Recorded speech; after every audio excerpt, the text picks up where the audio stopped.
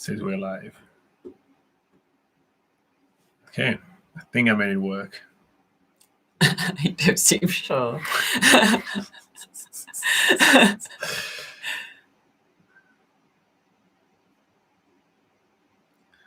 you put it through the virtual camera. Okay. I think it really worked. Just gonna double check that it's public.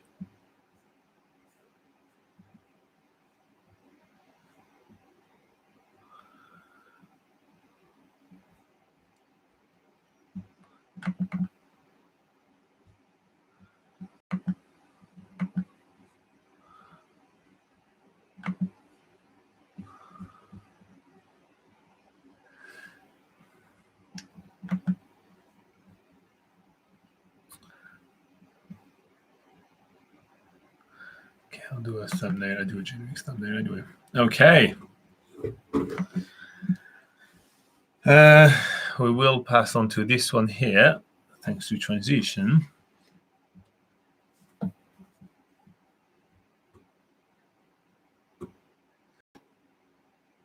Very shortly. That's great. I cannot see everything, but yeah.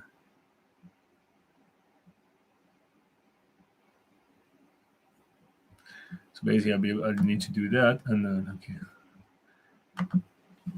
Hey guys, welcome to a new live session from NZ Pocket Guide. As you saw, we had a couple of hiccups, but the live session should be looking much better from now on, hopefully. Anyway, we are the experts behind New Zealand's largest travel guide called NZPocketGuide.com. And yeah, I forgot my intro. We weren't here last week. But why are we the experts? Yes, why are we the experts? Nora, you talk to people. I'm trying to sort some things. Okay, all right, guys. Hi, welcome back to another live session, which we do every single Sunday at 8 a.m. New Zealand time. So you guys can come onto the live chat and ask your New Zealand travel questions directly to us. But who are we? This is Robin, and I'm Laura, and we're the team behind NZPocketGuide.com, which is New Zealand's largest travel guide. And we do this live session for you guys every single Sunday at, like I say, 8 a.m. New Zealand time. So you guys can come and ask your questions to us. If you want to know what time that is in your time zone, then there is a handy link in the description below. Very handy. Very handy. So you can see when the live sessions are going to be live during your time zone. But of course, the best way to make sure that you don't miss a single live session is to subscribe and hit the notification bell. That way you'll get a notification when we're about to go live. So what we do is during the live session, we take your travel questions from the live chat. But also if you do miss the live session, then we pull together the questions you guys asked in the comments section of any of our YouTube videos. And we go through some of those as well if we have time. All right, so you saw a little bit of a hiccup today. And first up, I'm going to say hi to Demundo Amundo that says, hi, nice to finally catch you live. It's a great day to catch us live. We also have Clay that gives us a couple of emoji. So why is it a good day to catch us live? Because thanks to somebody called a big dealer in the house that you probably have heard us talking to him in a couple of live sessions. He helped us set up with a new software. So as you can see, there must be some text above my head. Maybe that's working. And we're going to try to kind of learn a little bit of this software and be able to make that live session a little bit better, a little bit more interactive, and all these kind of good things. So I can do some transition. I can add some text. I can do a lot of different stuff. Make it look sexy. Basically. Yes, so hopefully you guys can hear us as well. That would be great. Just to make sure you can hear us. I can. Oh yeah. Also, I can adjust the quality of the live session as we are progressing. So that could help us with managing how not good the internet is at the moment. Sometimes if you've caught any of our live sessions before, sometimes it's the internet in New Zealand. Sometimes it drops out. Sometimes it's a little slow. We are living in a rural part of New Zealand, so so hopefully we can now manage that on our end if that does happen during the live session. And as you can see, I can zoom on Laura's face. Look at that. Okay. So yeah, let us know in the comments, guys, what you think of the new setup, and if there's anything weird happening, let us know. If it's looking okay, let us know that as well. All right, so we're having in the live chat, we have David Burrow as well that says, I've really enjoyed watching your Stewart Island video. When things finally open again, how long would you suggest for a visitor to spend on Stewart Island as part of a New Zealand trip? I think if you have really minimum amount of time in New Zealand, say, you're doing maybe 2 weeks around the South Island and you want to squeeze in Stewart Island, I would say staying overnight is a good amount of time. I disagree. But I disagree. You should stay way longer. Stewart Island is pretty awesome. It is really awesome. And I definitely encourage anyone that is actually, who has the time in New Zealand to actually stay there longer. By all means, I say stay there for about 5 days or maybe 3 to 5 days. There's also multi-day hikes. One of the sort of main things to do there are the multi-day hikes around the island, because 80% of Stewart Island is the Rakiura National Park. So yeah, the main thing to do there are multi-day hikes, and one of the New Zealand Great Walks is on there as well, and that takes about 3 to 4 days to hike, or there's longer walks that take up to 10 days to hike. So yeah, if you wanted to stay there for doing hiking, then you could stay there for, almost up to 2 weeks. However, yeah, three days would be a good amount of time to actually get to see a good deal of Stewart Island if you're doing the Great Walk, or going to Ulva Island one day, maybe going on a boat trip the next day. But yeah, like I say at the beginning, if you only have, say, 2 weeks on the South Island and you want to see a lot more than just Stewart Island, then maybe just an overnight stop would be okay. All right, so we have Clay that says, aha, it's cool. No need to hire a camera crew now. Well, yeah, we definitely needed a camera crew beforehand. That was definitely on the cards. That was definitely within our budget. Yes, obviously within the budget of this live session, where we hang out with like 10 people on average, or sometimes 20. Big Dealer in the house is here. Ooh. The man, the machine. So as I mentioned before, that's the guy that helped me set out the OBS kind of system, whatever software, how that works. So yeah, I'm attempting to make it work today. So yeah, you'll see me trying to play around with a couple of things. Slowly but surely, we're going to start learning a little bit about it as well, and making sure that, we understand what we can do, what we can't do, and all these kind of things.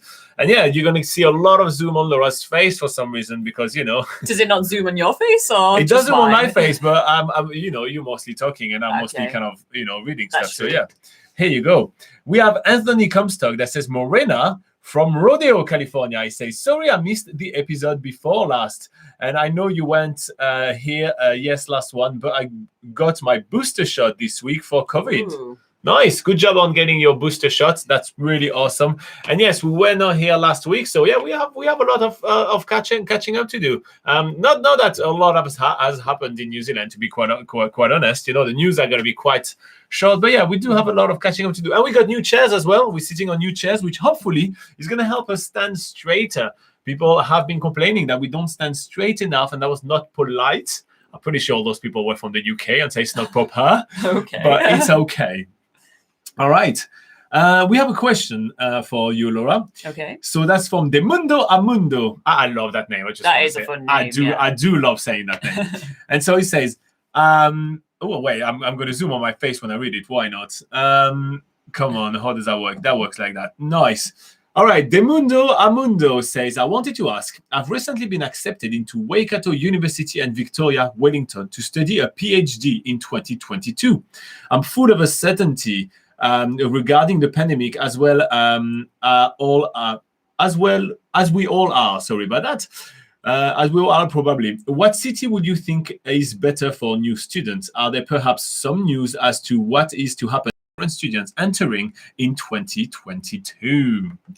Okay, so if you're talking about the Waikato Museum and the University. Waikato University and Victoria. So Waikato is in Hamilton, unless they have a campus in Wellington. I'm not 100% sure on that. No, I think they are in Hamilton. And Victoria is in Wellington. So if we're talking between the two cities of Hamilton and Wellington, it depends on which one is the best for international students. I think if you're looking for cheap, if you're looking for budget, if you're looking for, affordable accommodation, all that sort of thing, and perhaps a good base to explore around the North Island, on your days off, or you've got weekends or holidays that you want to go and check out and start exploring more of New Zealand, then Hamilton would be a better city to choose, in my opinion. Hamilton is pretty central in the North Island, so it's a really good base to travel around and explore more. However, if you're looking for, say, a more sort of urban lifestyle that, that's really, highly regarded and full of culture, full of amazing sort of museums, that sort of thing, then Wellington is probably a better option for you. Although the accommodation prices might be a little higher over there, and Wellington is sort of tucked away at the bottom of the North Island, so the day trips you can take there, it's a little bit more restrictive. However, there are still some really good day trips, and if you want to check out day trips, you can always go to nzpocketguide.com. We do have an article on the best day trips in Wellington and Hamilton, so if you want to compare those, that's always an option. But yeah, Wellington is more of there's a lot of things to do in the city, and it has a very good city lifestyle there, and it's very popular for meetups, clubs, amazing bars and restaurants, that sort of thing. So that's what Wellington's really good for. Probably a little bit better in that aspect than Hamilton. But like I say, Hamilton is good is a good base and has all the essential services that you'll need, and is a good base to explore more of the North Island. There you go. I think Laura is 100% right. Sorry, I was just tittering with that new softwares, guys. I'm sorry. I'm going to be playing a little bit around with this software. By the way, if you do like this new look of the live session, just click the like button. It's a great free way to say thank you for all our hard work. There's 17 of you guys, which are currently watching, and only 5 of you like this new setup. So yeah, we may have to change that. And Wellington is a cool city. I mean, as when it comes to students, in 2022 and everything is still up in the air.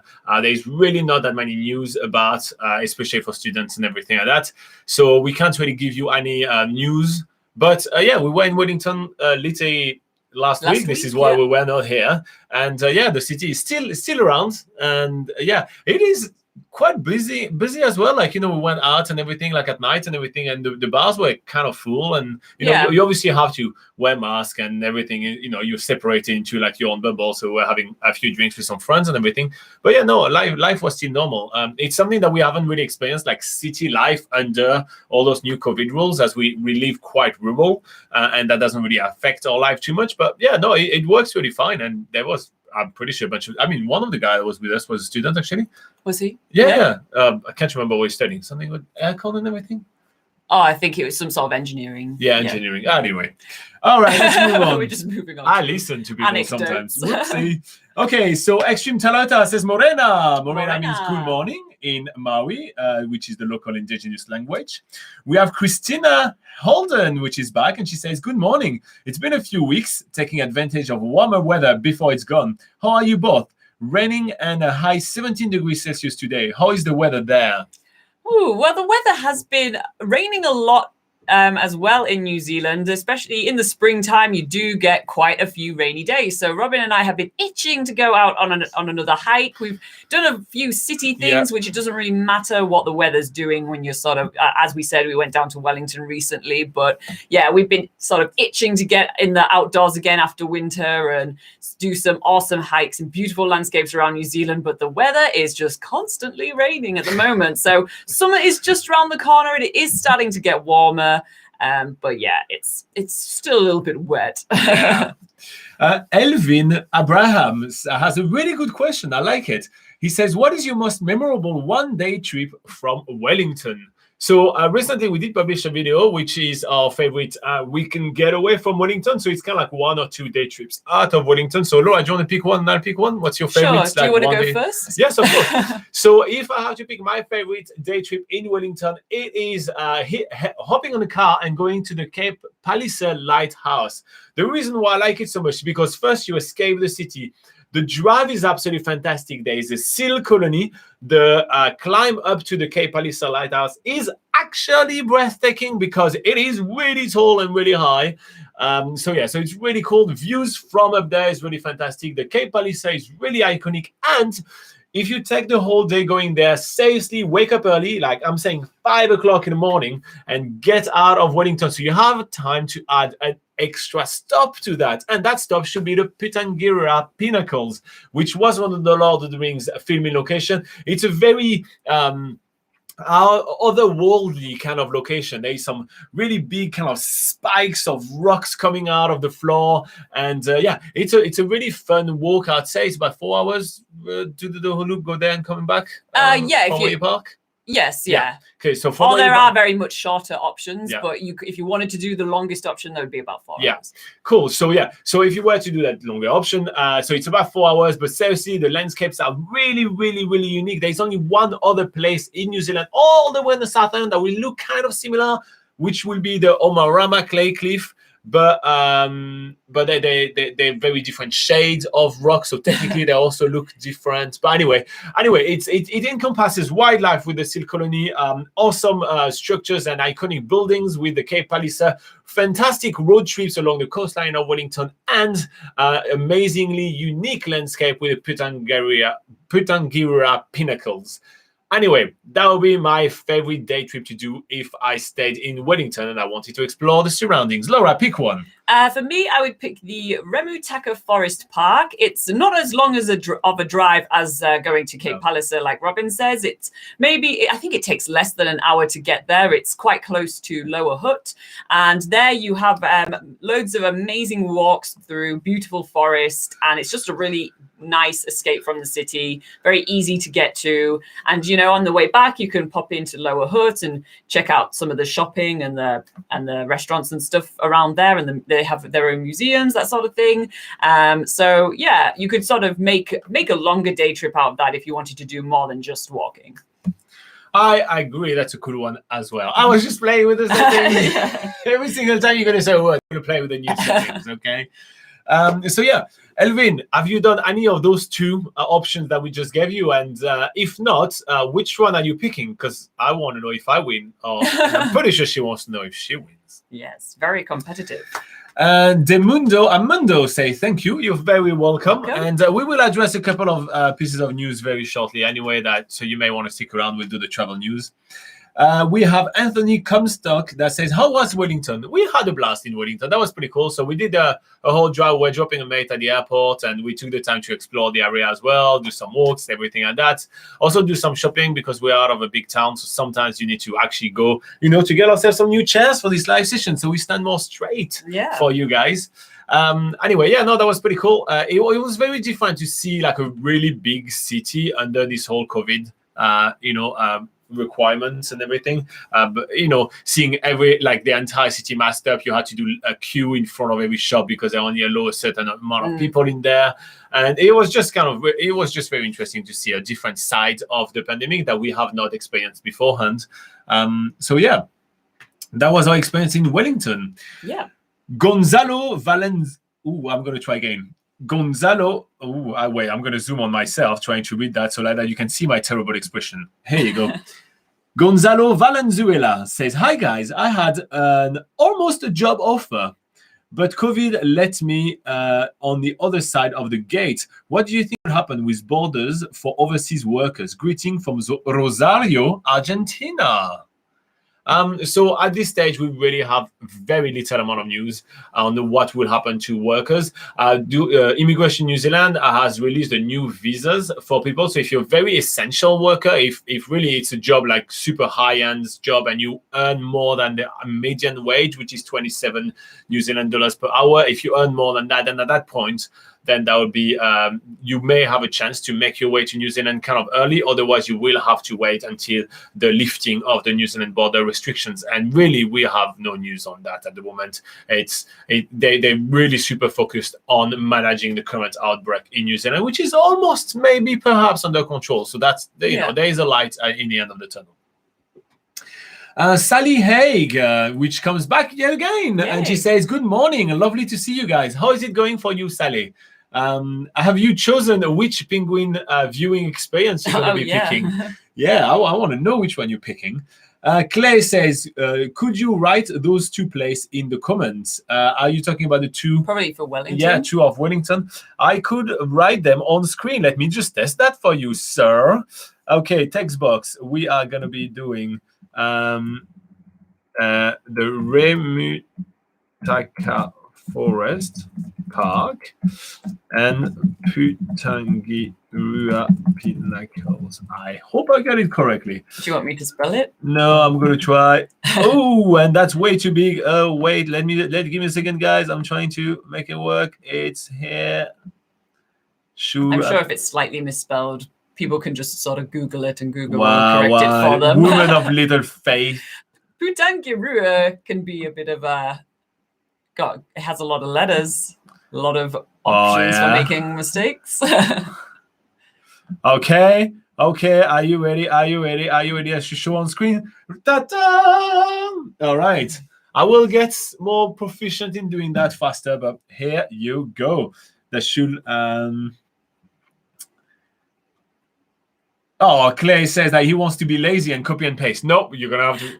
I've done all the work right now, so no. It's right here. Look, I can even point at it. Ta-da-da! Anyway, okay, we're going to remove that from the screen. We're going to change that, and we're going to keep on reading. We have Elvin that says, thanks, guys. I've been to Cape Palliser. I will go to the Forest Park. Nice. Well, there you go. Yeah. What did you think about Cape Palliser? Did you like it? Did you get to see the seal colony? Or did you kind of miss that? A lot of people actually miss it because seals asleep on the rocks look like actual rocks. Yes, so that's true. Yeah, Unless it's kind you of see them sort interesting, of waddling about, then you don't really realize they're there. And sometimes you just kind of like look at, like I remember, what was it? I think that was Cape Fallowin, where on the southern end of New Zealand. When we arrived there, we knew there was a seal colony, and at the beginning, I just kind of look at the ocean and everything, and then I started looking down. You know, I was like, oh yeah, that's a nice place. I wonder where the seal colony is.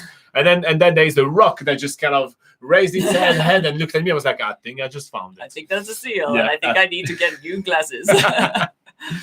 All right, we had Henry and Mecca that says, transportation over there, like from the northern end to the southern end, is it expensive? Going from the northern end to the southern end. So you get multiple options. You can take the ferry, you can flight. Laura, do you want to give him a quick rundown while I play with the settings? Thank you. Yeah, so prices vary quite differently. So like Robin say, you can either take the ferry between the North Island and the South Island, or you can take flights. So depending on which, for flights, as you all know, flight prices fluctuate all the time. Sometimes you can get really good sort of early deals if you're planning way in advance. You can sometimes get good last minute deals, or sometimes you can be, completely screwed and get like a really expensive flight at the last minute, for instance. So sort of talking about the price of flights is always really tough. But if you're looking for the sort of what would normally be the cheapest destinations to fly between in the North Island and the South Island, that would usually be between Auckland and Christchurch. I have managed to get fairly inexpensive flights between Wellington and Nelson before. I found that one time that was cheaper than taking the ferry between Wellington and Picton. I think that in a post-COVID world, that won't really happen for quite a while. Yeah. So also with exactly so, along with post-COVID as well, flight prices have gone up since the whole COVID pandemic as well. So that might not be the case anymore. But I would always say, make sure that you do compare prices between the ferry companies, between the airlines going between the North Island and the South Island. Just so you know, there are two ferry companies for crossing between Wellington and Picton. There's what's it called? Inter-Islander and Bluebridge. Bluebridge. So there's Inter-Islander and Bluebridge, and you can get, just passenger tickets, or if you take obviously vehicles, then that's when prices start to go up a little bit. So make sure that you compare prices. Sometimes the prices can be cheaper if you're going really early in the morning or really late at night, for instance. So check times as well. And like we say, there's also flights between the North Island and the South Island, usually with Air New Zealand, sometimes with Jetstar, Sounds Air, for instance. So check the different airlines as well.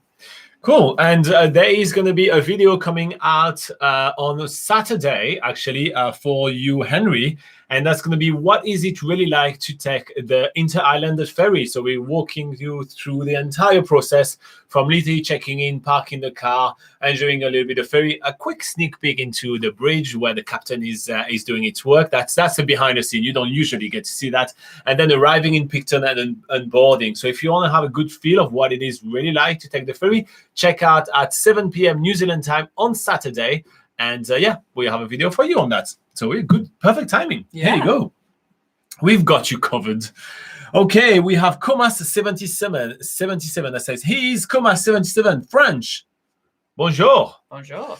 And then Clay says that he doesn't want to be lazy. All right, cool, guys. So here's what we're going to be. Oh, Tamaro Sirac says, hello, no poll today.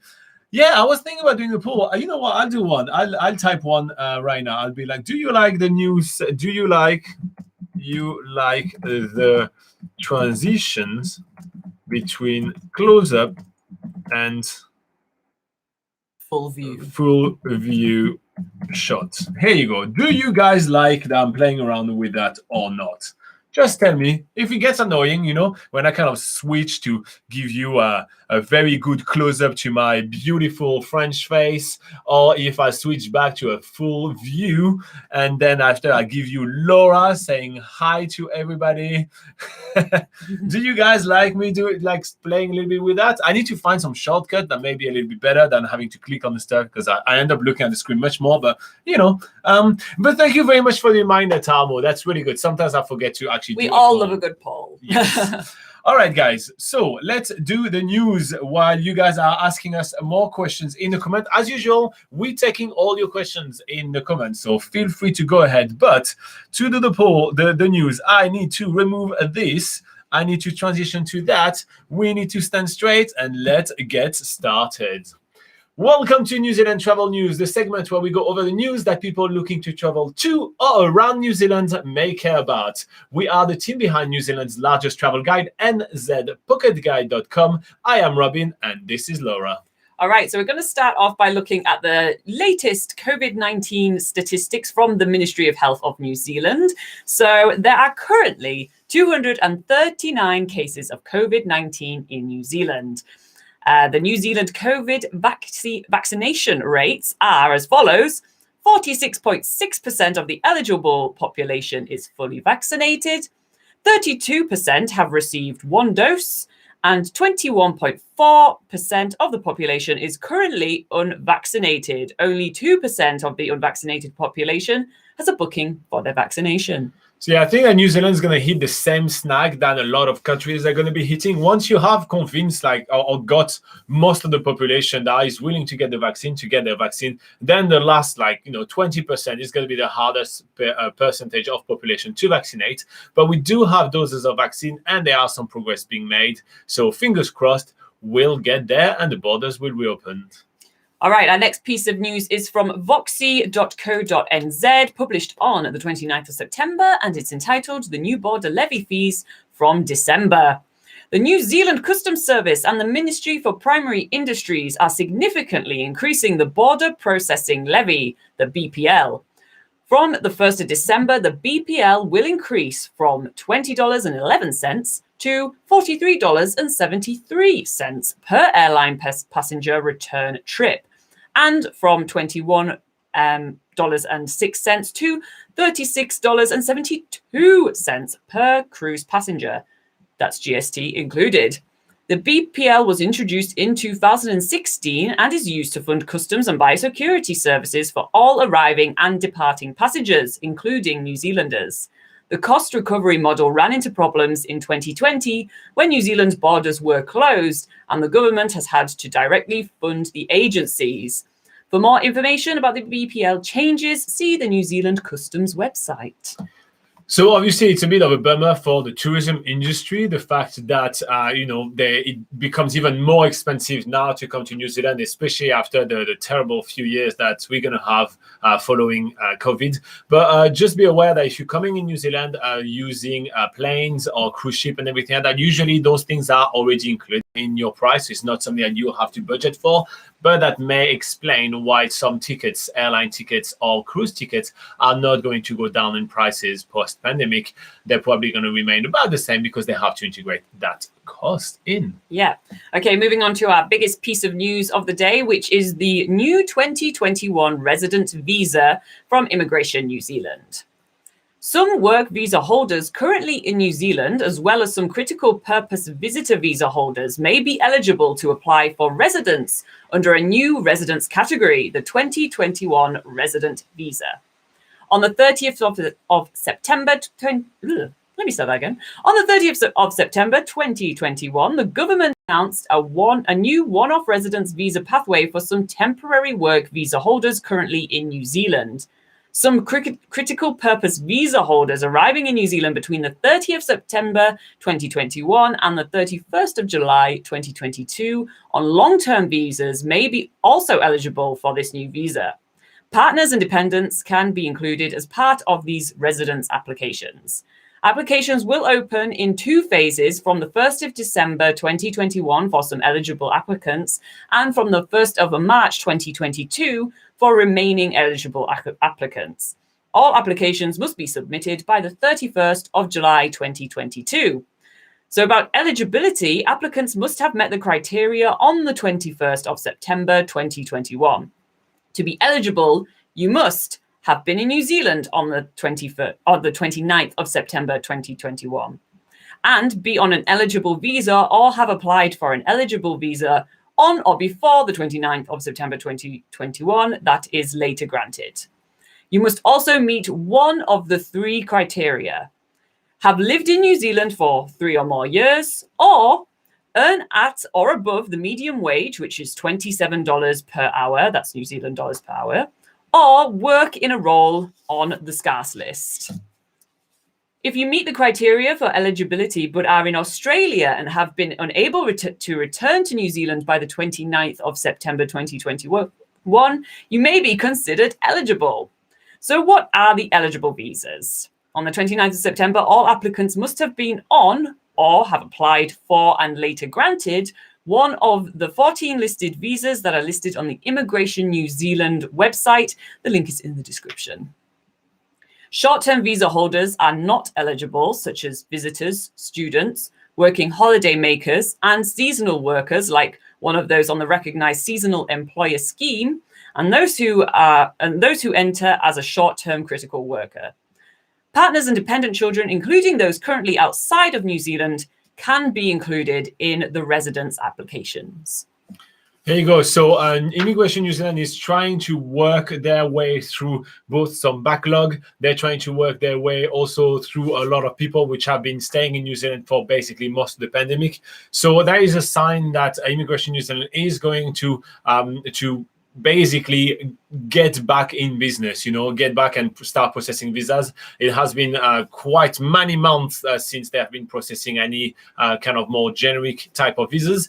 So the conditions are very specific, and this is called the 2021 residency visa, right? So that's only going to apply for people which were within those conditions in 2021, and it's not something to look toward to for a path post-pandemic.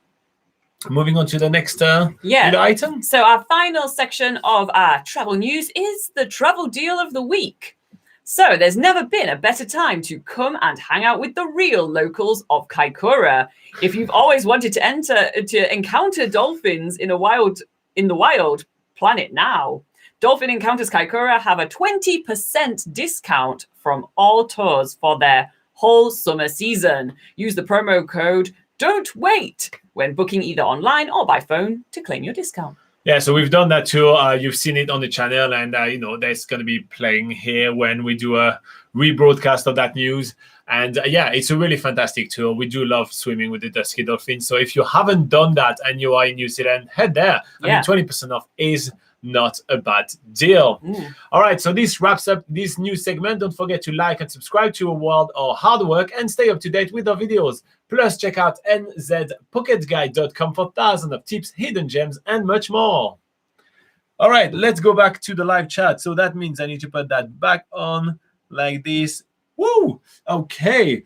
All right, so I have the poll right here, and I'm asking you guys if you like when I transition to like close-up faces of like either Laura or I from time to time, just to have something slightly different. And so far, 69%, nice, of you guys says yes, and 31% of you guys say no. So yeah, that's kind of interesting. It's interesting to see that it's not a crowd pleaser, but it's like Marmite. You either hate it. Yeah. I thought it would be a win. Like I was like, oh yeah, everybody's gonna love that. But okay, we have Oji Jekpa. Okay, Oji Jekpa Oji that says, thank you for the information. I love you. Oh, that's very nice. Thank you very much. Then we have Bush Hunters that say, this is pretty weird. Haha, no one cares. yeah, no one really cares about our video. Honestly, I'm pretty sure that's the first time you're just showing up on this channel, mate. But yeah, our videos are not popular. Look at all the 5 videos we published last week. And literally, they all get like 50 views, 69 views. It's okay. We just do what we love, and it doesn't really matter if it's not viewed by a million different people. We are okay with it. We're doing what we like, and we just share the information that we think needs to be shared, and it's fine if no one cares. Clay says, have you done any of the work on the West Coast in the wee towns that don't get much attention, like the one in Ross, for example? So I can say we've done Ross, but we've done some really awesome work in Rifton, in Karamea. So in some of the really small towns, we have spent time there, in Haast.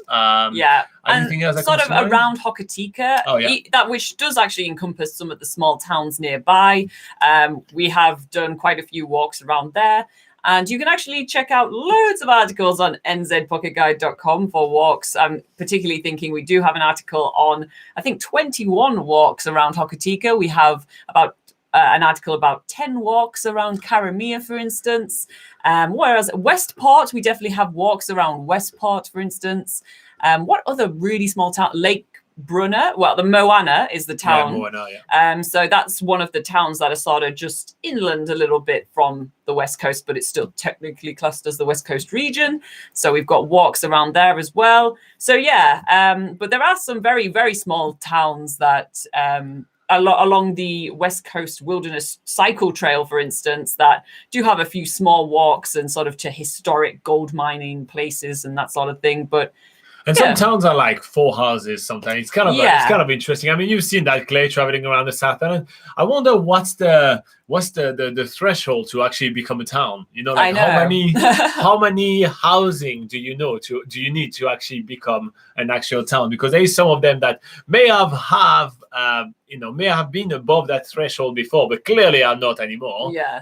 So yeah, it's more like a settlement, or what's smaller than the hamlet? Like a hamlet, yes. A small little hamlet. We have June that's saying hi. Hi, June. How are you doing? All right, so things that are coming up on the channel this week. We're having more videos that you guys are welcome not to watch. There is some New Zealand's Biggest Gap Year. I mean, I know at the moment for New Zealand's Biggest Gap Year, we're visiting like the area of Gore and everything like that. So I know it's not like the big crowd pleaser. Gore is an amazing town. Let us know in the comments, guys, if you've been to Gore. But we've been to Gore, and we particularly loved the Hokanui Moonshine Museum. That is literally the episode coming out on Tuesday. So there's a whole museum dedicated to the illicit whiskey making that happened in the hills surrounding Gore. And, you know, for a theme for a museum in the middle of a random town in New Zealand, that's quite funny. It's quite cool. And that is the only museum that literally gonna give you shots. They give you shots of whiskey at the end. It's actually like, you know, talking about trying to actually make museum interesting, make them, you know, more interactive and everything. I mean, you know, do a couple of shots, the museum straight away get a couple of extra stars in ratings. Yes. You know what I mean? You were about to give then they give you the TripAdvisor, address soon after giving you the shot. Now that you're all jovial, go rate us on TripAdvisor. Yeah. So let us know in the live chat if any of you guys have been to Gore or if even heard of Gore. Yeah. So sometimes that's the thing. Like, have you even heard of Gore? It's the brown trout fishing capital of New Zealand. And if you guys don't know, and the country music. Yes, exactly. I was about to say, this is the country music capital of New Zealand. So every year they do a country. They haven't done it due to COVID and everything, but every year usually they do a country music festival. That's right. New Zealand has its own country music festival. Yeehaw! All right, moving on. What do we have? Christina says she's replying to Bush Hunter, and she says, for those of us who are interested in touring New Zealand, we do care and come back almost every week. I learn a lot each week. Oh, that's lovely. Well, thank you very much. And Christina, you're one of the people why we're doing this 1 hour live session every week. Don't panic. This is not going to push us away. We receive way worse comments on the internet. I mean, putting yourself on the internet, guys, you have to know some people are pretty ruthless, and so we do receive a lot of comments every week. Anthony Comstock says, I agree with Christina that we do care and we like to hear about it so we can plan our trips if we do. Oh, that's nice. Thank you. Thanks for the kind words, Yes. guys. Anthony, did you know that New Zealand had its own country music capital? I mean, you've got to go there now. Yeah. Forget about Stewart Island. Forget about how long you should spend on Stewart Island, guys. Go to Gore. Yeah, I mean, Anthony is from a town called Rodeo. Yeah. I mean, if you're from a town called Rodeo, you have to go to the country music capital of New Zealand. You've got to go there. Okay, what do we have? Abhijit Shetty says, going to Dunedin and Invercargill for Labour weekend. Any must-watch places over there? Must watch. Oh, must do, yeah. Invercargill and Dunedin. Oh my God, there's so many. Well, okay. Well, Clay, you're gonna have to give us give some recommendation to Abhijit as well. So Clay is a local from Dunedin, but Laura, give your recommendation for Dunedin. Let's start with Dunedin. So my first recommendation is to go to the Otago Peninsula in Dunedin. So there's many ways to sort of experience the Otago Peninsula. For instance, if you have your own vehicle, you can head over to the Royal Albatross Centre and go check out the wildlife there. They do Royal Albatross tours and Little Blue Penguin tours, or you can join one of the driving wildlife tours that they have where they pick you up from your accommodation in Dunedin and take you to sort of private conservation areas on the Otago Peninsula where you can see yellow-eyed penguins, blue penguins, sea lions, seals, albatross, and many more other things. So you can do that. For instance, a tour company we really like is Elm Wildlife Tours, but there are many other tours available, such as Back to Nature Tours is another one that comes to mind. So that's another way to explore the Otago Peninsula, yeah. And also on there is Lanark Castle, which is New Zealand's only castle. However, I haven't seen that there are other castles in New Zealand, but it brands itself as New Zealand's only castle, and you can go there for high tea and a bit of a tour around the castle to learn about its history. And if it's raining over Labour weekend, which it tends to do quite a lot, and there is also some fantastic museum in Dunedin. There is the Otago Museum, the Toy Tree Museum, which are really good. So yeah, you'll be able to actually do indoor stuff as well. And if you want to party and educate yourself a little bit, you can visit some breweries in Dunedin, and that's that's kind of nice. You learn how beer is made, and you get to taste them. All right, so sorry, I'm going to read your name again. Abhijit is also going to Invercargill. A couple of Invercargill must do. Yeah, first thing that springs to mind is Transport World in Invercargill. So whether you're into cars or not, it's actually still quite impressive to go and see this huge vintage car collection, which you have many hangars where you can get to see all these beautifully restored vehicles, and also see a few other exhibitions like the World of Wearable Art, which is some basically wacky clothes made out of all sorts of nonsense.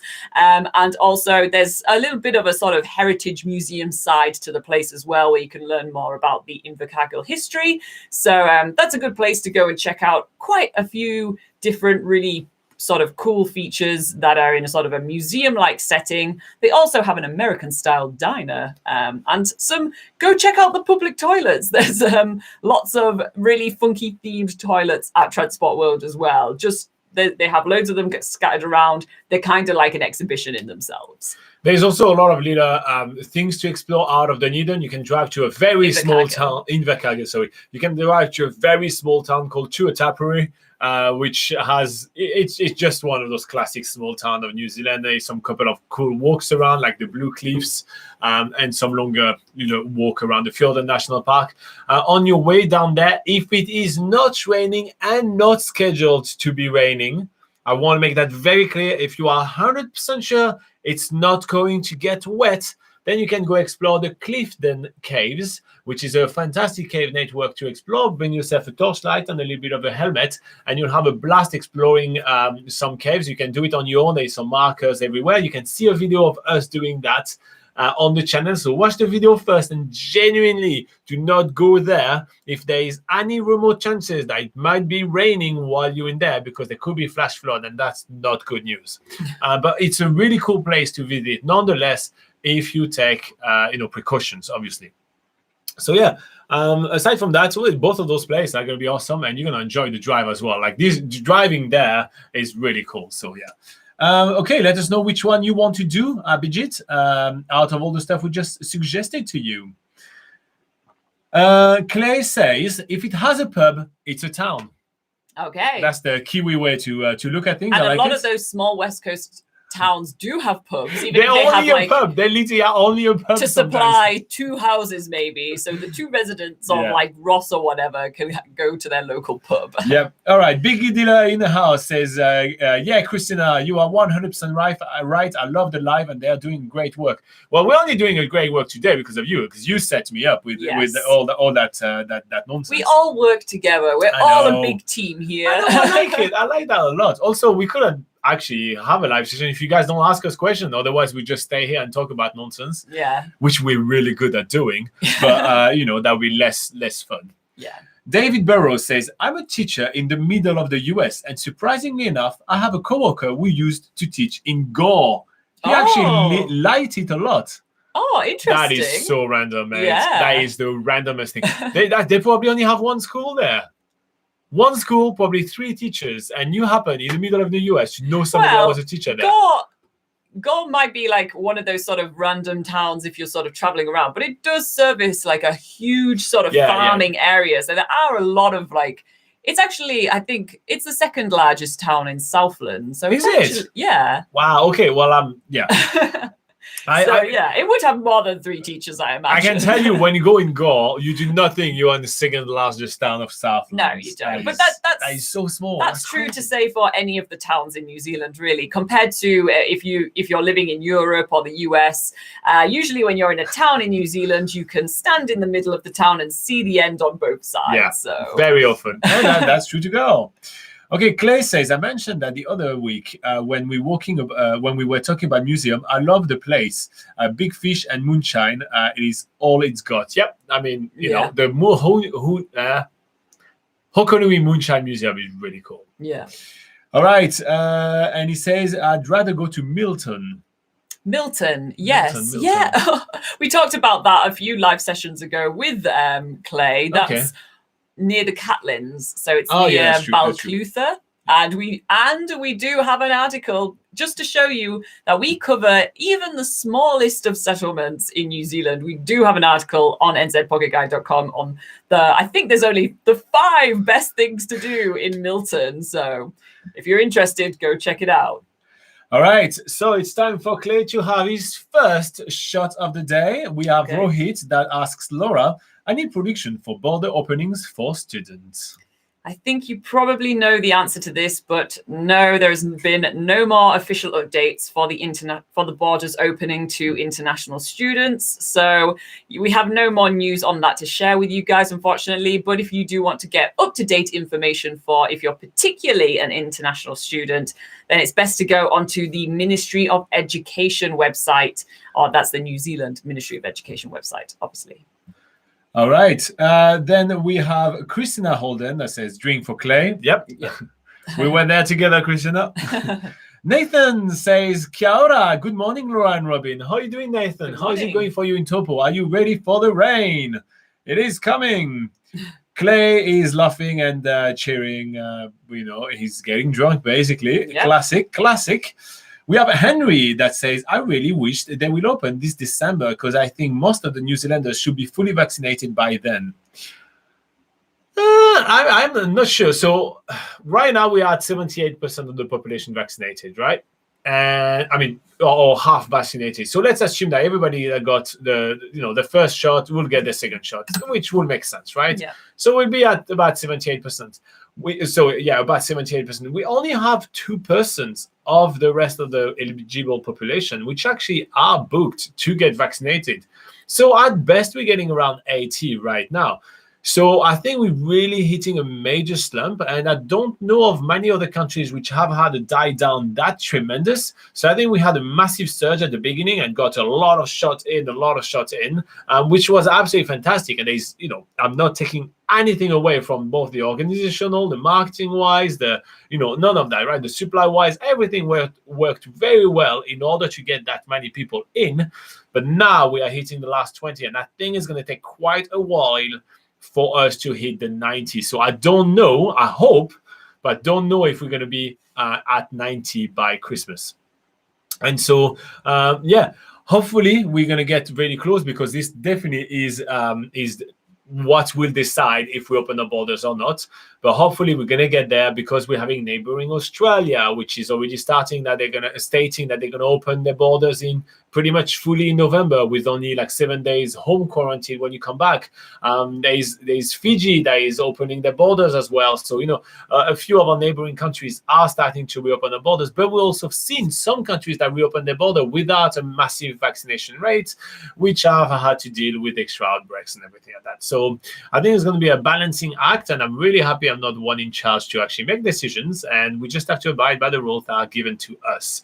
And yeah, there is some rules in New Zealand as well. Auckland is still kind of locked out of the rest of the country, which therefore locked the region of Auckland, so the region of Northland. So there is a lot of things happening right now, and I don't know if they're willing to kind of throw all their progress out of the window in order to reopen the border. But yeah, we do really want the borders to reopen at some point. Clay says, have you done the Cave River near the Castle Hill? It's just past Arthur Pass. No, we have not done Cave River. No. Out of all the amazing walks and all the amazing attractions to see along the Arthur's Pass Road, we have not seen Cave River. We have Henry and Mika that says, tell Bush Hunter that he or she is the only one that doesn't care, because we all love it and we care a lot. So let him just leave, and if he doesn't like it, period, nobody invited him. Oh, we invite everybody to the party, and they're more than welcome to say they don't care. But look, that makes you guys tell us that you care. So look at that. It's good for our ego. So fantastic. Yeah. If anything, it just did us a favor, because that made all of you guys kind of remind each other and us that we're not doing that for nothing. Sometimes, especially during the heart of the middle of COVID and everything, we did have some feelings like, why are we even doing the live session? Because we had really kind of very little to talk about and everything like that. But that's awesome to see that you guys are still here. That's really cool. Clay has a quiz for you, or just a test, or try. It says, what are the other castles?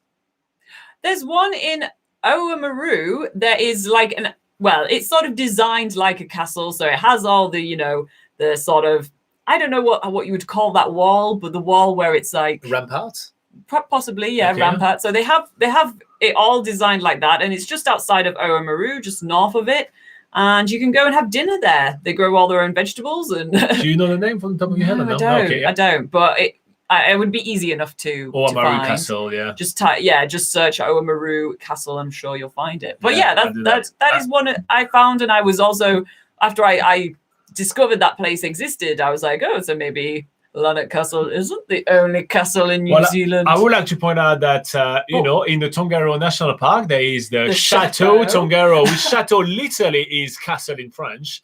So maybe the Lanark Castle is the only castle, but the Chateau Tongariro is the only chateau. I don't know how you say castle in German. If Martina was here, she could have told us, and I can name my house the German word for castle, and that'd be the only German word for castle in New Zealand. That works as well, doesn't it? Yes. I feel like once we've found out the definition for town in New Zealand, we also need to find the definition for castle in New Zealand. Yeah. So it's a Riverstone Castle. Oh, is that what it is? Yeah.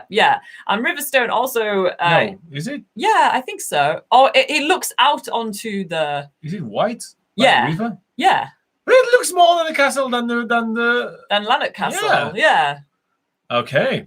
Well, so here you go, Riverstone Castle. Yeah. So over there so it's a place where you can go, you can go for dinner over there, but Riverstone also has its own sort of like artisan food shop in Oamaru as well. Oh, wow. So you could, they grow all their own stuff, and they that's what they use to serve all the food, and then you can go and buy it in Oamaru. I know way too much about this place, but it's a castle. All right. Anthony Comstock says, stay safe, but I'm here until the end, and have a good week. Is it already over? Yes, it's 8:54. Okay, there was so much of a struggle at the beginning. Time flies when you're having fun, or time flies when you're struggling. There was a bit of a struggle at the beginning. So usually I kind of put myself in the mood. I'm like, okay, cool, it's going to be the live session, blah blah. And as you saw, we did struggle a little bit with this new software, but I will get better at it until I get worse. So it's like that. You get better, and then you plateau, and you're like, I'm getting worse at it because I don't care anymore. So right now I'm getting better at it. So here you go. That's a promise. Nathan says that in Taupo, the weather is okay at the moment, which is good news. It is planned on the northern end to be stormy for basically the entire week. So get your seconds of sunshine right now. Pile on the sunshine because that won't last too long. Get your laundry out. Yes, and Nathan is also saying, stay safe, everyone. Hopefully you all have a great day. Yes, I hope that you're all going to have a great day. So again, this week on the channel, we're going to have quite a bunch for you. So if you did laugh a lot with us about the Hokonui Moonshine Museum, we are revisiting that day when we went over there. So Liti, I think that's coming out on Tuesday. So we have that coming out on Tuesday. Then we also have some more time in Goa where we are exploring the town of Goa and we're checking out the really weird cinema they have there, which is quite cool. Yes. It's like a grand cinema that should feature in like a capital city of somewhere, but it's randomly in Goa. Yeah, so, and we were the only people there in the cinema. Anyway, we had the whole cinema to ourselves. I know, and then you're telling me it's like the big city is servicing a lot. I'm like, come on. Well, I guess farmers don't like to leave their houses. So we'll do that. And then on Saturday, we keep on going with What Is It Really Like too. And we're gonna be doing the entire island of Ferry. So here you go. So that's how we're beginning our month of October. And I am recording some pretty awesome stuff that will help us finish the month of October. But I can give you a little bit of a spoiler right now because why not?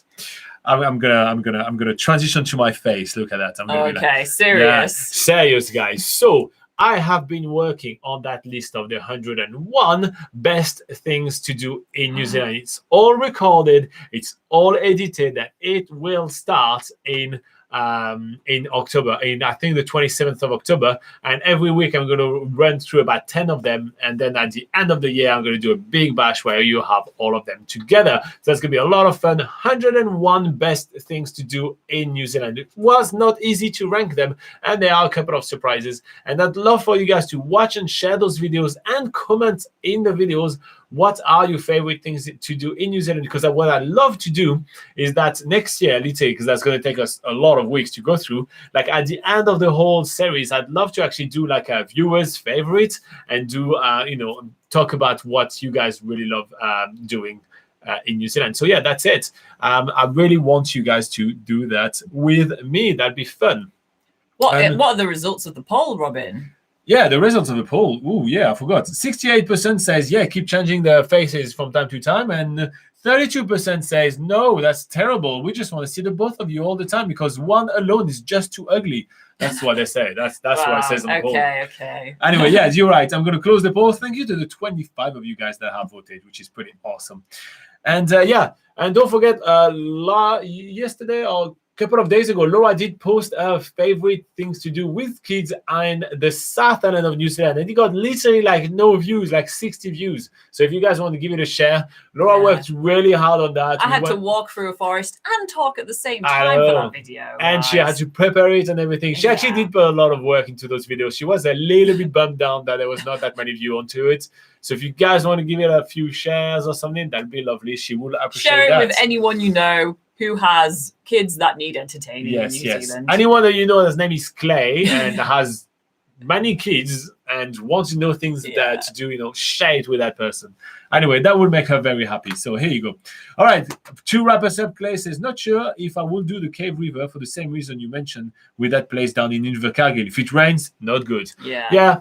Well, there are some places in New Zealand which are easy to access, but could be really dangerous under the rain. Like I remember one day we did a Charming Creek walkway on the west coast of New Zealand, and this is prone to flood when it starts raining. Well, that very section we walked for that video has been wiped out. You can no longer access it. I was getting to that, So it's prone to flooding and everything like that, right? And as we were walking, it started raining really, really, really heavily. So on that occasion, it didn't get washed away. We're still here. But a couple of years later, there was really heavy rainstorm, and same thing that happened, and the entire section and that walk is not available anymore at the moment because it was washed away because of too much rain. So there are some places in New Zealand where you may want to do some research, and we make sure to put that on NZ Pocket Guide. We always put the big warning, like if it rains, don't go there. And we link to the Department of Conservation, which has more. They have up to date track sort of track closures and that sort of thing. Yeah. All right. And Nathan says, well done for the previous videos. Okay, guys, thank you very much, Nathan. Thank you very much, everybody. You guys rock. Thank you to the 18 people that hit the like button. That actually means a lot to us. So you guys rock. And we see you next week at exactly the same time. And hopefully it's going to look good as well. I will try to transition us to that outro video that we have now. Okay. All right, bye-bye, guys. See you next week, guys. All right. Says live will begin shortly, so I'm going to end the stream. And you do an outro video then.